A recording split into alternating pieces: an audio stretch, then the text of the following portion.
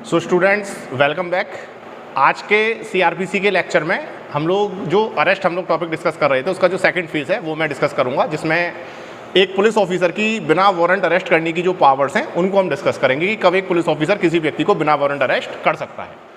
सामान्य तौर पर अगर हम देखें, जनरल रूल अगर हम देखें, तो मैं बात कर रहा हूं article 21 of Indian constitution. Article 21 of Indian constitution यही बताता है कि किसी भी व्यक्ति के शरीर पर कोई भी निर्बंधन या किसी भी व्यक्ति की शारीरिक स्वतंत्रता पर कोई भी निर्बंधन बिना किसी युक्तियुक्त कारण के नहीं लगाया जाएगा।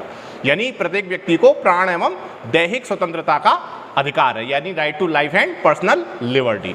तो वहां पर जब right to life and personal liberty है तो वहां पर कहने का तात्पर्य यही है कि किसी भी व्यक्ति के शरीर पर बिना किसी युक्तियुक्त निर्बंधन के, बिना किसी युक्तियुक्त कारण के कोई निर्बंधन नहीं होगा। और इसीलिए कोई पुलिस ऑफिसर केवल मजिस्ट्रेट के आदेश से ही या वारंट से ही किसी व्यक्ति को गिरफ्तार कर सकता है। बिना वारंट या बिना मजिस्ट्रेट के आदेश के सामान्य तौर पर कोई गिरफ्तारी नहीं होनी चाहिए।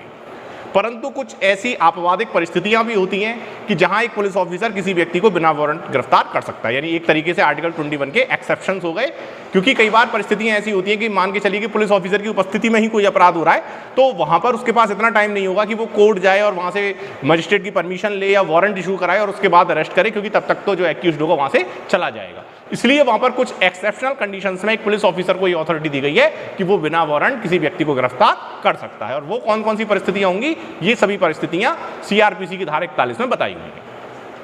तो सबसे पहली परिस्थिति है, यदि कोई अभियुक्त पुलिस ऑफिसर की उपस्थिति में कोई कॉग्निजेबल ऑफेंस करता है, कोई संज्ञेय अपराध कारित करता है। तो यदि पुलिस अधिकारी की उपस्थिति में कोई संज्ञेय अपराध कारित किया जाएगा तो पुलिस अधिकारी ऐसे व्यक्ति को बिना वारंट गिरफ्तार कर सकता है। दूसरे नंबर पर बात आती है कि यदि कोई संज्ञेय अपराध पुलिस ऑफिसर की अनुपस्थिति में किया जाता है, तो अनुपस्थिति में किया जाएगा तो इसमें कंडीशंस प्री मेंशन्ड है कि अगर कोई संज्ञेय अपराध पुलिस ऑफिसर की अनुपस्थिति में किया गया है और यदि ऐसा संज्ञेय अपराध 7 साल से अधिक के कारावास से दंडनीय है, तब ऐसा पुलिस ऑफिसर ऐसे व्यक्ति को बिना वारंट गिरफ्तार कर सकता है। परंतु यदि ऐसा संज्ञेय अपराध 7 साल तक के कारावास से दंडनीय है तो ऐसा पुलिस ऑफिसर ऐसे व्यक्ति को गिरफ्तार तो कर सकता है, परंतु गिरफ्तार करने के कारणों को अभिलिखित किया जाएगा। और यदि गिरफ्तार नहीं करता है तो गिरफ्तार ना करने के कारणों को भी अभिलिखित किया जाएगा। और ये कारण कौन कौन से होंगे? कारण होंगे वहां पर प्रॉपर इन्वेस्टिगेशन, यानी वो गिरफ्तार इसलिए कर रहा है या गिरफ्तार इसलिए नहीं कर रहा है क्योंकि इन्वेस्टिगेशन में रुकावट आएगी, इन्वेस्टिगेशन प्रॉपर नहीं हो पाएगा। दूसरे नंबर पर फर्दर ऑफेंस, यानी कहने का मतलब है कि गिरफ्तारी इसलिए की जा रही है या नहीं की जा रही है ताकि कोई अन्य अपराध कर दे या करने से निवारित रहे। तीसरे नंबर पर बात आएगी एविडेंस की, कि गिरफ्तारी इसलिए की जा रही है या नहीं की जा रही है कि एविडेंस जो है खराब की जाएंगे, टेम्पर की जाएंगे या नहीं किए जाएंगे। इसी तरह चौथे नंबर पर बात आएगी विटनेस की, कि विटनेस को धमकाया जाएगा, विटनेस को जो है कोई अननेचुरल प्रॉमिस किया जाएगा। और पांचवें नंबर पर बात आएगी उसकी न्यायालय में उपस्थिति सुनिश्चित कराने के लिए। तो ये इसकी सेकंड कंडीशन हो गई। पहली कंडीशन में यही था कि पुलिस ऑफिसर की उपस्थिति में कॉग्निजेबल ऑफेंस होगा तो पुलिस ऑफिसर बिना वारंट अरेस्ट कर सकता है। दूसरी कंडीशन यही है कि उसकी अनुपस्थिति में अगर कॉग्निजेबल ऑफेंस हो रहा है और यदि ऐसा कॉग्निजेबल ऑफेंस 7 साल से अधिक के कारावास से दंडनीय, इन that case a police officer can arrest a person without a warrant. और यदि ऐसा संज्ञेय अपराध जो उसकी अनुपस्थिति में किया गया है 7 साल या 7 साल से कम के कारावास से दंडनीय है तो गिरफ्तारी की जा सकती है, परंतु गिरफ्तारी करने के कारणों को अभिलिखित किया जाएगा। और गिरफ्तारी नहीं की जाती है तो गिरफ्तारी ना करने के कारणों को भी अभिलिखित किया जाएगा। तीसरे नंबर पर बात आती है, थर्ड पॉइंट आता है, वो है प्रोक्लेम्ड ऑफेंडर के संबंध में, यानी उद्घोषित अपराधी के संबंध में, कि यदि कोई व्यक्ति सीआरपीसी के उपबंधों के अधीन या राज्य सरकार द्वारा अपराधी उद्घोषित किया जा चुका है तब ऐसे व्यक्ति को पुलिस ऑफिसर बिना किसी वारंट के गिरफ्तार कर सकता है। प्रोक्लेम्ड ऑफेंडर की बात आ रही है। फोर्थ नंबर पर बात आती है कि यदि किसी व्यक्ति के पास कोई चुराई हुई संपत्ति है या कोई ऐसी संपत्ति पाई जाती है जो अपराध करने में प्रयुक्त की गई है, स्टोलन प्रॉपर्टी की बात हो रही है। स्टोलन प्रॉपर्टी कौन सी प्रॉपर्टी होती है? चुराई हुई संपत्ति का तात्पर्य केवल ऐसी संपत्ति से नहीं होता जो चोरी के माध्यम से प्राप्त की जाती है। स्टोलन प्रॉपर्टी का डेफिनेशन आईपीसी की धारा 410 में बताया हुआ है। सेक्शन 410 में स्टोलन प्रॉपर्टी को डिफाइन किया हुआ है और उसमें यही बताया गया है कि यदि कोई व्यक्ति चोरी के माध्यम से या कोई व्यक्ति लूट या डकैती के माध्यम से, एक्सटॉर्शन के माध्यम से, क्रिमिनल मिसएप्रोप्रिएशन के माध्यम से या क्रिमिनल ब्रीच ऑफ ट्रस्ट के माध्यम से किसी भी संपत्ति को प्राप्त करेगा, in that case all property will be considered as a stolen property. किसी भी माध्यम से जितने भी मैंने अपराध बताए संपत्ति के विरुद्ध, यानी चोरी, उद्दापन, लूट, डकैती, दुर्विनियोग और न्यास, इनमें से किसी भी माध्यम से अगर कोई संपत्ति प्राप्त की जाएगी तो चुराई संपत्ति की श्रेणी में चली जाएगी। और यदि कोई ऐसी संपत्ति किसी व्यक्ति के कब्जे में पाई जाती है तो वहां ऐसे व्यक्ति को बिना वारंट गिरफ्तार किया जा सकता है। इसके बाद फिफ्थ कंडीशन आ जाती है और फिफ्थ कंडीशन कहती है कि यदि कोई व्यक्ति किसी पुलिस ऑफिसर को बाधा पहुंचाता है यदि कोई व्यक्ति ऑन ड्यूटी किसी पब्लिक सर्वेंट को या किसी पुलिस ऑफिसर को बाधा पहुंचा रहा है, गिरफ्तारी में रुकावट डाल रहा है, तो ऐसे व्यक्ति को बिना वारंट गिरफ्तार किया जा सकता है या विधिपूर्ण अभिरक्षा से निकल भागने का प्रयास कर रहा है। उसके बाद यानी कुल मिला के जो फिफ्थ कंडीशन है वो कोरिलेट हो रही है आईपीसी की धारा 353 से। यानी कहने का मतलब है कि ऐसे व्यक्ति को पुलिस ऑफिसर बिना वारंट गिरफ्तार कर सकता है और आईपीसी की धारा 353 के तहत उस पर मुकदमा अधिरोपित किया जा सकता है। फिर उसके बाद नेक्स्ट कंडीशन आती है जो कि संघ के सशस्त्र बलों में से अभित्याजक है, यानी सेना, आर्मी, नेवी, एयरफोर्स का कोई भगोड़ा है, अभित्याजक है, तो ऐसे व्यक्ति को भी बिना वारंट गिरफ्तार किया जा सकता है।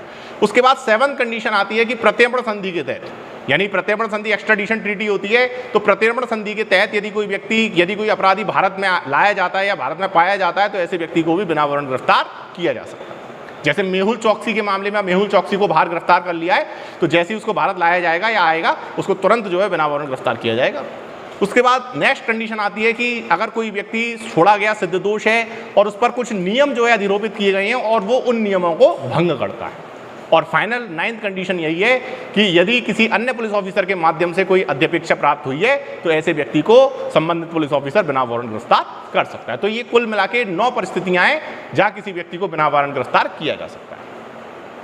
इसके बाद आगे जो है प्रश्न ये बनता है कि क्या कोई असंज्ञेय अपराध होने की स्थिति में भी किसी पुलिस ऑफिसर द्वारा किसी व्यक्ति को बिना वारंट गिरफ्तार किया जा सकता है? क्योंकि कॉग्निजेबल ऑफेंस के संबंध में तो चलो मान ली बात कि संज्ञेय अपराध के संबंध में यदि कोई संज्ञेय अपराध घटित हो रहा है, क्योंकि संज्ञेय अपराध कॉग्निजेबल ऑफेंसेज जो होते हैं वो सामान्य तौर पर गंभीर प्रकृति के होते हैं, इसलिए ऐसे अपराधों के घटित होने पर पुलिस ऑफिसर को ये अथॉरिटी है कि वो ऐसे व्यक्ति को बिना वारंट गिरफ्तार करे, तो ठीक है। लेकिन नॉन कॉग्निजेबल ऑफेंस के संबंध में, क्योंकि नॉन कॉग्निजेबल ऑफेंस के डेफिनेशन के अनुसार ये वो ऑफेंसेज होती हैं जिसमें एक पुलिस ऑफिसर किसी व्यक्ति को बिना वारंट गिरफ्तार नहीं कर सकता। तो प्रश्न ये बनता है कि क्या असंज्ञेय अपराध घटित होने पर किसी व्यक्ति को बिना वारंट गिरफ्तार किया जा सकता है? तो इसका उत्तर सेक्शन 42 सीआरपीसी में दिया गया है कि किसी व्यक्ति को असंज्ञेय अपराध होने की स्थिति में भी बिना वारंट गिरफ्तार किया जा सकता है, और ये तब पॉसिबल है कि जब ऐसे व्यक्ति सही नाम और पता नहीं बताता है, सही नाम और पता अभिनिश्चित नहीं हो पाता है, तो ऐसे व्यक्ति का सही नाम और पता अभिनिश्चित करने के लिए गिरफ्तार किया जा सकता है। उसके बाद प्रश्न ये बनता है कि क्या एक प्राइवेट व्यक्ति द्वारा भी गिरफ्तारी की जा सकती है? तो इसका उल्लेख जो है सेक्शन 43 में बताया हुआ है कि एक प्राइवेट व्यक्ति द्वारा भी गिरफ्तारी की जा सकती है, और प्राइवेट व्यक्ति द्वारा जो गिरफ्तारी की जाएगी ये केवल संज्ञेय अपराधों के संबंध में की जाएगी। कोई कॉग्निजेबल ऑफेंस है या फिर कोई नॉन बेलेबल ऑफेंस है या कोई प्रोक्लेम्ड ऑफेंडर है। 3 कंडीशन सेक्शन 43 में बता दी गई हैं कि संज्ञेय अपराध का अभियुक्त रहा हो या फिर जो है अजमानती अपराध उसने किया हो या फिर जो है घोषित अपराधी हो, तो एक प्राइवेट व्यक्ति भी कुछ विषम परिस्थितियों में ऐसे व्यक्ति को गिरफ्तार कर सकता है। उसके बाद सेक्शन 44 जो है ये मजिस्ट्रेट द्वारा गिरफ्तारी के संबंध में है कि एक कार्यपालक मजिस्ट्रेट या न्यायिक मजिस्ट्रेट या महानगर मजिस्ट्रेट ये भी जो है गिरफ्तार कर सकते हैं। जाहिर सी बात है कि ये सेक्शन 44 में जो मजिस्ट्रेट को गिरफ्तारी की शक्तियां दी गई हैं ये इस सिद्धांत पर आधारित है कि जहां कोई व्यक्ति स्वयं अपनी शक्तियों का प्रत्यायोजन किसी अन्य व्यक्ति को करता है तो स्वयं भी उस कार्य को करने के लिए समर्थ होता है। यानी कहने का तात्पर्य ये है कि जहां कोई व्यक्ति स्वयं उस कार्य को ना करके उस शक्ति का डेलीगेशन कर रहा है, प्रत्यायोजन कर रहा है, तो जब वो किसी अन्य व्यक्ति के माध्यम से उस कार्य को करा रहा है तो स्वयं भी उस कार्य को करने में सक्षम है। यानी कहने का मतलब ये है कि पुलिस ऑफिसर जो किसी व्यक्ति की गिरफ्तारी करता है सामान्य तौर पर मजिस्ट्रेट के आदेश के अधीन करता है, यानी वो ऑथोराइज बाय मजिस्ट्रेट है, ऑथोराइज बाय लॉ है। तो जब कोई पुलिस ऑफिसर किसी व्यक्ति को गिरफ्तार करने के लिए कॉम्पिटेंट है तो सेक्शन 44 के तहत मजिस्ट्रेट भी स्वयं गिरफ्तारी करने के लिए कॉम्पिटेंट माना जाएगा। और फाइनली फिर हम बात करेंगे सेक्शन 45 की, और जिसमें कि ये बताया गया है कि जो सेना के सशस्त्र बल हैं उनको गिरफ्तारी से संरक्षण दिया गया है, यानी बिना केंद्रीय सरकार या राज्य सरकार की अनुमति के किसी भी सेना के सशस्त्र बल के सदस्य को ऑन ड्यूटी अरेस्ट नहीं किया जाएगा, गिरफ्तारी से संरक्षण दिया गया है। तो इस तरीके से सेक्शन 41 से लेके 45 तक ये आपको कवर करना है। और बेसिकली जो क्वेश्चन बनता है यूनिवर्सिटी में या कॉम्पिटिशन में, ईपीयू में, जुडिशरी में, वो यही बनता है कि कब एक पुलिस ऑफिसर किसी व्यक्ति को बिना वारंट गिरफ्तार कर सकता है, प्राइवेट व्यक्ति द्वारा गिरफ्तारी कैसे की जा सकती है, मजिस्ट्रेट द्वारा कब गिरफ्तारी की जा सकती है, किन व्यक्तियों को गिरफ्तारी से संरक्षण प्राप्त है।